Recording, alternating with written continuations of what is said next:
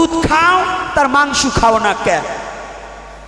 প্রশ্ন কিন্তু এই জায়গায় আমি বলবো না, কি এটা ছিল না? তাহলে এর কারণ হচ্ছে এই, যদি বলা হয়, যদি কোনো হিন্দু ছেলে বলে আমাদের কথাকথিত ছলে যে গরু হচ্ছে আমাদের মাতৃস্বরূপিণী, অহিন্দু একজন টপ করিয়ে কয় তাহলে গরু গাভী যদি তোর মা হয় তাহলে ষাঁড় গরুটা তো তোর বাবা। কি বলে কি না? এই বলে কি না? এর টাটকা জবাব রয়, বাবা খালি হিন্দু ধর্মের নয়, তোমার বাবাও হয়। যদি বলো কেন, আমি বলছি দেখো যুক্তি করে সমাধান হবে এই সবার পরে, তাও লজিকের দ্বারা, শাস্ত্রের দ্বারা নয়, একেবারে দর্শনের দ্বারা বুঝাতে চাই। যদি বলি কেমন, মা যদি মারা যায় আমরা দুগ্ধ কোথায় পাই? গাভী থেকে এনে খেতে হয়। ওই বাচ্চাটাকে গাভীর দুগ্ধ পান করালে, যেমন আমার নবীর ছোটবেলায় মা মরে, দুধ মা হালিমারে কয়, পালিত মা যারে কয়, নবী একদিন যেখানে ছিল ওই দুধ মা হালিমার আগমন ঘটিল, নবী নিজে মাথার পাগড়ি খুলে ওই হালিমাকে বসতে দেয়। সাহেবারা চিনতে পেল না, তখন নবীকে জিজ্ঞাসা করলো যে নবী এ কি ঘটনা? আপনার মাথার পাগড়ি আমি জানি সবার উপরে, আপনি তা আপনার মাথার পাগড়ি দিলেন একটা মহিলারে বসতে? বলছে তুমি জানো না, ও আমার দুধ মা হালিমা আমার মা হয়, মায়ের আসন সন্তানের সবার মস্তকের উপরে রয়। তো দুধ মা হালিমার আসনটা যদি নবী তার মাথার উপরে অর্থাৎ পাগড়ির উপরে দিতে পারে, আমার সনাতন বিশ্ব চরাচরে যে গাভীর দুগ্ধ গ্রহণ করে জীবন ধারণ করে, তাহলে গাভীকে কি মা বলে ডাকা যায় না? হ্যাঁ, যায় কি না? এখন কায়দা বেকায়দায় পড়ে গেছি, নাইলে হাদিস 2-4 জানি না তা ভাইব না, জানি না তা ভাইব না। ও 2-4 শিখাইও দেবার পারতাম, কিন্তু এখন একটু বেকায়দায় পড়ে গেছি। এই বেকায়দার জন্য কিছু কইতে পারি না, নাইলে কবার পারি না তা না। তবে শুনুন, আর আমি অন্য জায়গাতে বলবার যাবো কে? আমার ধর্মে কম আছে নাকি? আমার ঘরে যা আছে তাই কুতই তো আমি পাচ্ছি না, আমি আবার পরে টানবার যাবো। তাই এইবার অত প্রশ্ন আইন না, প্রশ্ন করলে আমি 2000 করে টাকা আনবা, নাহলে প্রশ্ন আনবা না। এখন প্রশ্ন একটা, এই যেটা বলছি এটা একটু হৃদয় দিয়ে শোনো, তাহলেই হবে। কি বাবা, এটা এতগুলো বলছি, 10টা যদি ধারণ করতে পারে তবেই জীবন ধন্য হয়ে যাবে। এতগুলো বলছি, তাহলে এইবার কি? তাহলে গাভী কি জননী স্বরূপা, মানে মাতৃস্বরূপা? আমাদের মধ্যে পশুর মধ্যে শ্রেষ্ঠ পশু আমরা গো, গো মানে গো ব্রাহ্মণ হিতায়চ। মনুষ্যর মধ্যে ব্রাহ্মণকে সম্মান করিবে, ব্রাহ্মণকে কইতে নেছে সে কাজ করলা,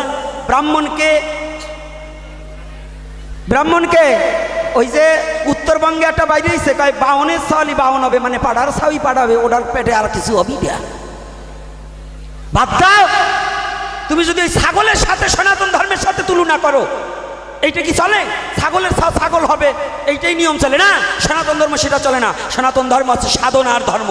ব্রাহ্মণ হতে হলে সাধনা করে আত্মোন্নতি প্রকল্পে ব্রহ্মতত্ত্বকে অবগত হলে তাকে ব্রাহ্মণ বলে। সেটা ঋষির ছেলেও ব্রাহ্মণ হতে পারে। আর যদি ষাঁড় গরুতে হাল চাষ করতো, তাহলে এক বলদের সাথে 2টো বলদ 3টে বলদে হাল চাষ করে আপনার মতো ব্যক্তিকে নাচাইছে এই ভবের পরে। কেমন?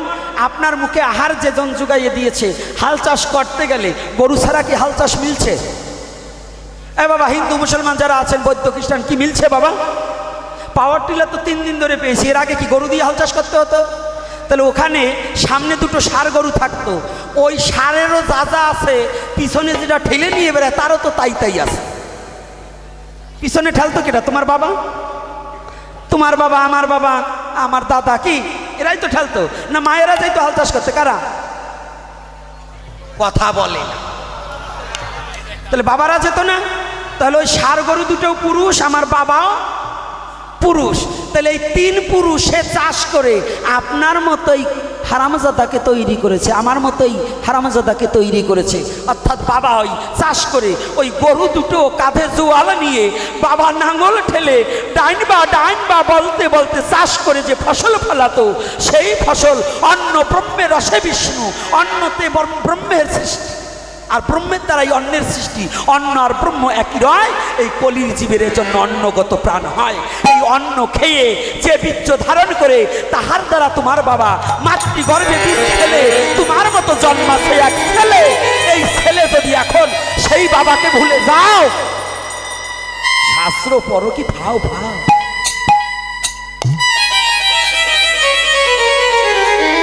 তাহলে যে বাবার সাথে খাটনি খেটে ফসল ফলাই আমাকে মানুষ করেছে, সে কি আমার বাবার মতো নয়?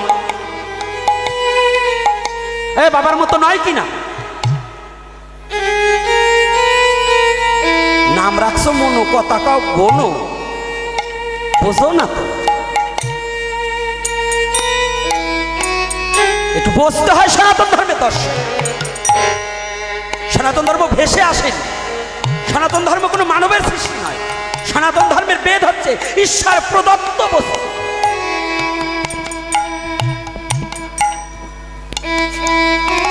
এই সনাতনী জাতির অবক্ষয় হচ্ছে একটা কারণ, হিংসার কারণ। না হলে সনাতনী জাতিকে কেউ দাবিয়ে রাখতে পারত না। এই হিংসা কি জানেন? একতাবদ্ধ না হওয়ার কারণ। এমবিবিএস এর ছাত্র স্যার, আপনি বললেন যে প্রয়োজন ছাড়া পশু হত্যা করা ঠিক না, টার্গেট প্র্যাকটিস বা শিকারের জন্য। বর্তমানে পৃথিবীতে একজন মানুষ ভেজিটেরিয়ান হয়েও সুস্থভাবে আর সুন্দরভাবে থাকতে পারে। তাহলে শুধুমাত্র খেতে সুস্বাদু বলে এই পশুদের হত্যা করা আপনার মতে সঠিক না ভুল? ভাই প্রসন্ন খুব সুন্দর প্রশ্ন করেছেন, আর টপিকের সাথে খুবই প্রাসঙ্গিক। আমি আমার লেকচারে বলেছি পশু পাখি হত্যা করা উচিত না, তারা আল্লাহর সৃষ্টি, যদি না খাওয়ার প্রয়োজন হয়। টার্গেট প্র্যাকটিস করবেন না। তাহলে মুসলিমরা কেন পশু হত্যা করে? ভেজ খেয়ে সুস্থ থাকতে পারে আপনার মতে, এমবিবিএস এর একজন ছাত্র। তাহলে শুধু ভালো স্বাদের জন্য কেন প্রাণী হত্যা? ভাই 1 নম্বর পয়েন্ট, একজন মুসলিম পুরো ভেজিটেরিয়ান হয়েও খুব ভালো মুসলিম হতে পারে। কোরআনের কোনো আয়াত বা কোনো হাদিস বলছে না যে এটা বাধ্যতামূলক, এটা ফরজ ননভেজ খাওয়া, পশুর মাংস। ভেজিটেরিয়ান হয়েও আপনি খুব ভালো মুসলিম হতে পারেন। তবে আল্লাহ সুবহানাহু ওয়া তাআলা পবিত্র কোরআনে বলেছেন, সূরা মাইদা অধ্যায় নম্বর 5 আয়াত নম্বর 1, তোমাদের জন্য খাদ্য সব চতুষ্পদ প্রাণী যেগুলো তোমাদের জন্য হালাল, সেই সব চতুষ্পদ তোমাদের জন্য হালাল, উল্লেখিত পশুগুলো বাদে। আল্লাহ বলেছেন সূরা নাহাল অধ্যায় নম্বর 16 আয়াত নম্বর 5 যে আল্লাহ তোমাদের জন্য চতুষ্পদ জন্তু সৃষ্টি করেছেন যাতে তোমরা তাদের মাংস খেতে পারো। পবিত্র কোরআনে সূরা মুমিনুন অধ্যায় 23 আয়াত 21 যে নিশ্চয়ই গবাদি পশু তোমাদের জন্য একটি নিদর্শন, কারণ তাদের শরীরের ভেতর থেকে তোমাদের জন্য দুধ উৎপাদন করি, এতে তোমাদের জন্য উপকারিতা আছে, আর এদের মাংস তোমরা খেতে পারো। সৃষ্টিকর্তা আল্লাহ সুবহানাহু ওয়া তাআলা আমাদের অনুমতি দিয়েছেন, এই মাংস আমরা খেতে পারবো, তাহলে আমরা কেন খাবো না? এবার আপনার যুক্তিটাতে আসি যে এই গবাদি পশুর মাংস, আপনি তো এমবিবিএস এর ছাত্র, আমিও মেডিকেল ডাক্তার, এমবিবিএস পাশ করেছি। এমবিবিএস এর ছাত্র হিসেবে এটা হয়তো পড়েছেন, আমি জানি না, ফার্স্ট ইয়ারে পড়ে থাকতে পারেন আপনি, যে কিছু অ্যামিনো অ্যাসিড আমাদের শরীরে সংশ্লেষিত হয় না, এগুলোকে বলা হয় এসেনশিয়াল অ্যামিনো অ্যাসিড। এরকম 8টা অ্যামিনো অ্যাসিড। এখন এই 8টা অ্যামিনো অ্যাসিড খাবারের মাধ্যমে সরবরাহ করা হয়। খাবারের মাধ্যমে সরবরাহ করা না হলে শরীরে ক্ষতি হতে পারে। পৃথিবীর কোনো ভেজিটেবলে আপনি এই 8টা অ্যামিনো অ্যাসিডের সবগুলো পাবেন না, এরকম নেই। একমাত্র যে খাবার এই 8টা অ্যামিনো অ্যাসিডের সবগুলো সরবরাহ করে থাকে সেটা হচ্ছে মাংস, মাছ, মাংস জাতীয় খাবার। মাংস জাতীয় খাবারে থাকে প্রচুর প্রোটিন, অনেক ভিটামিন, প্রচুর আয়রন থাকে, এটা স্বাস্থ্যকর। তবে আমি জানি যে আপনি ননভেজ খাবার না খেয়েও স্বাস্থ্যবান থাকতে পারবেন, অবশ্যই এটা সম্ভব। আপনি সুষম খাদ্য খেলেন, নিয়মিত চেক আপ করালেন ইত্যাদি, সম্ভব বলছি না স্বাস্থ্যবান হতে পারবেন না। তবে খাবারটা যখন স্বাস্থ্যকর তখন খাবেন না কেন? অনেকে এখানে কারণ দেখায় যে আমরা পশুদের কষ্ট দিচ্ছি, এ ব্যাপারে পরে বলছি। এখন আপনি যদি তৃণভোজী প্রাণীদের দাঁতগুলো দেখেন, গরু, ছাগল, ভেড়া, তাদের দাঁতগুলো সমান, তারা শুধু শাকসবজি খায়, কখনো মাংস জাতীয় খাবার খাবে না। আবার যদি মাংসাশী প্রাণীদের দাঁতগুলো একটু খেয়াল করেন, বাঘ, চিতাবাঘ, সিংহ, এদের দাঁতগুলো সুচালো, দাঁতগুলো তীক্ষ্ণ, শুধু মাংস খায়, কখনো ঘাস খাবে না। এখন যদি মানুষের দাঁতগুলো দেখেন, আয়নার সামনে দাঁড়ালে দেখতে পাবেন, আমিও দাঁড়ালে দেখতে পাবো যে আল্লাহ তাআলা আমাদের সমান দাঁত এবং সুচালো দাঁত দুটোই দিয়েছেন। যদি আল্লাহ তাআলা, যদি সৃষ্টিকর্তা চাইতেন আমরা শুধু ভেজ খাবার খাবো, তাহলে এই সুচালো দাঁত দিলেন কেন?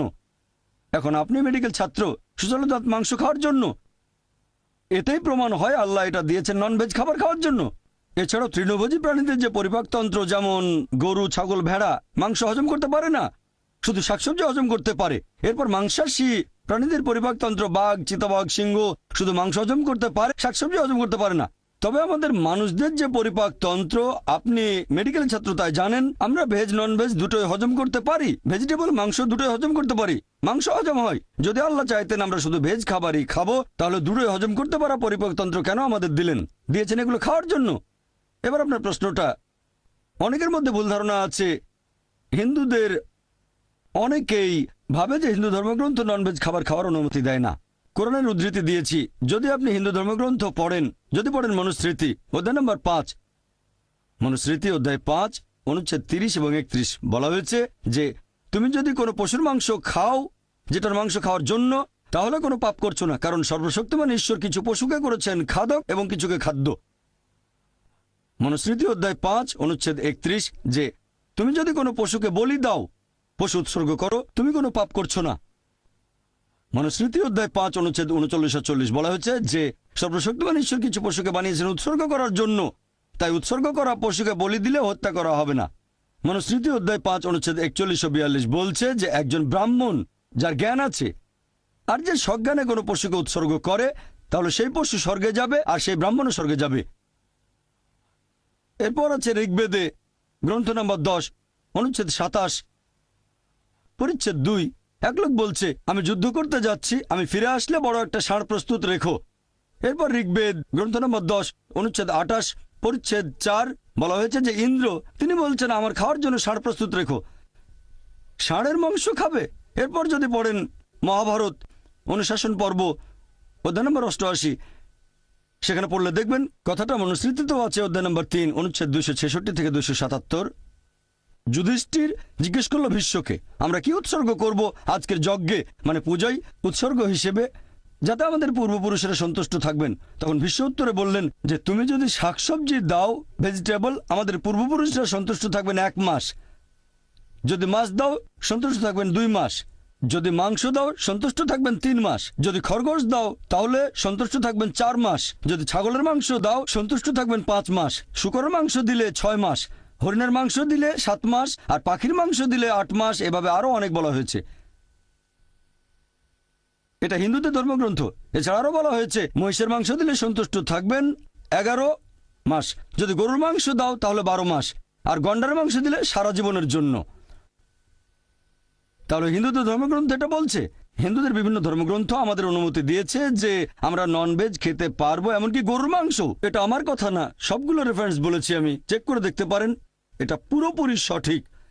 এবারে লজিক্যাল কারণটা একটু দেখি যে আমাদেরকে কেন পশু পাখির বিভিন্ন ক্ষতি করতে হবে। আমরা তো ননভেজ খাবার খেয়েই বেঁচে থাকতে পারি। মানুষ একটা লজিক দেখায় যে পশু হত্যা করা খুব বড় অপরাধ, আর একটা গাছ হত্যা করা কম অপরাধ, কারণ গাছের জীবন নেই, এটাই তাদের লজিক। আগেকার হিন্দু মুনি ঋষিরা ননভেজ খেতেন, গরুর মাংস তারা খেতেন, তবে তাদের প্রভাবিত করেছে জৈনরা। তাদের অহিংসা নীতি এরকম বলে যে গাছের কোনো জীবন নেই, তাই গাছপালা খাওয়া পশু হত্যা করার চেয়ে অনেক কম অপরাধ। তবে এখন আমি জানি যে গাছপালার জীবন আছে, এখন তাদের লজিক বদলে গেছে। বলে আচ্ছা ভাই জাকির, মানলাম গাছের জীবন আছে, তবে গাছ ব্যথা অনুভব করতে পারে না, তাই গাছ হত্যা পশু হত্যা করার চেয়ে কম অপরাধ। এখন বিজ্ঞান আরও উন্নত হয়েছে, আর আমরাও জানতে পেরেছি যে গাছপালাও ব্যথা অনুভব করে। গাছপালার নার্ভাস সিস্টেম আছে, ব্যথা অনুভব করে, গাছ কাঁদতেও পারে, অনেক সময় খুশি হয়, আবার কখনো দুঃখ পায়। তবে গাছপালার কান্না আমরা মানুষরা শুনতে পাই না, কারণ মানুষ যে তরঙ্গের শব্দ শুনতে পারে সেটা 20 সাইকেল পার সেকেন্ড থেকে 20,000 সাইকেল পার সেকেন্ড পর্যন্ত, এর নিচে বা উপরে মানুষ শুনতে পায় না। আপনারা হয়তো সাইলেন্ট ডগ হুইসেল দেখেছেন, কুকুর 40,000 পার সেকেন্ড পর্যন্ত শুনতে পারে। তাহলে এই হুইসেলের শব্দটা মানুষের শ্রবণযোগ্য তরঙ্গের উপরে, মানে 20,000 সাইকেল পার সেকেন্ডের উপরে, তবে 40,000 সাইকেল পার সেকেন্ডের নিচে। মালিক হুইসেল বাজালে মানুষ শুনতে পাবে না, কিন্তু কুকুর শুনে চলে আসবে। এখন গাছপালাও কাঁদে, কিন্তু আমরা শুনতে পাই না। কান্না শুনতে পায় না, তার মানে এই না যে তাদের অত্যাচার করব, যদি এটাকে অত্যাচার বলেন। একবার এক লোক বলেছিল যে ভাই জাকির, আমি মানছি গাছপালার জীবন আছে, গাছপালা ব্যথা অনুভব করে, তবে গাছপালার ইন্দ্রিয় মাত্র 2-3টা, পশু পাখির 5টা ইন্দ্রিয়, এজন্য গাছ হত্যা করাটা ছোট অপরাধ পশু হত্যার চেয়ে। আমি বললাম আচ্ছা ভাই, তর্কের খাতিরে আপনার কথা মানলাম। গাছে দুটো ইন্দ্রিয়, পশু পাখির 5টা আছে। এখন ধরেন আপনার এক ভাই জন্ম থেকেই বোবা আর কালা, দুটো ইন্দ্রিয় কম, বলতে পারে না, শুনতে পারে না। বড় হওয়ার পরে একটা লোক তাকে মেরে ফেললো, তখন কি জজের কাছে গিয়ে বলবেন, ও মাই লর্ড, খুনিকে একটু কম শাস্তি দেবেন কারণ আমার ভাইয়ের দুটো ইন্দ্রিয় কম ছিল? আপনি আপনি তো বলবেন ওকে আরো বেশি শাস্তি দেন, আমার ভাই মাসুম, একেবারে নিষ্পাপ, আমার ভাইকে মারলো কিভাবে? ইসলামিক লজিক এভাবে বলে না যে দুটো ইন্দ্রিয় কম বা বেশি। আল্লাহ পবিত্র কোরআনে বলেছেন সূরা বাকারা অধ্যায় 2 আয়াত 168, তোমাদের যে ভালো খাদ্যবস্তু দিয়েছি তা থেকে তোমরা আহার করো, ভালোটা খাবেন, খারাপটা খাবেন না। খেয়াল করলে দেখবেন যে গবাদি পশু যদি হত্যা না করেন, গবাদি পশুর জীবনচক্র বেশ ছোট, দ্রুত বংশ বিস্তার করে এরা। খাবারের জন্য গবাদি পশু হত্যা না করলে একসময় মাত্রাতিরিক্ত গবাদি পশু সমস্যা হয়ে দাঁড়াবে। গরু, ছাগল, ভেড়া খুব দ্রুত বংশ বিস্তার করে এরা। আর একজন ভারতীয় যদি ননভেজ খাবার খেতে না চায় তাতে আমার কোনো সমস্যা নেই। আপনি ননভেজ না খেতে চাইলে আমার তাতে কোনো সমস্যা নেই। ব্যক্তিগতভাবে আমি খুশি, কারণ সব ভারতীয় আর হিন্দুরা ননভেজ খাওয়া শুরু করলে তো মাংসের দাম অনেক বেড়ে যাবে।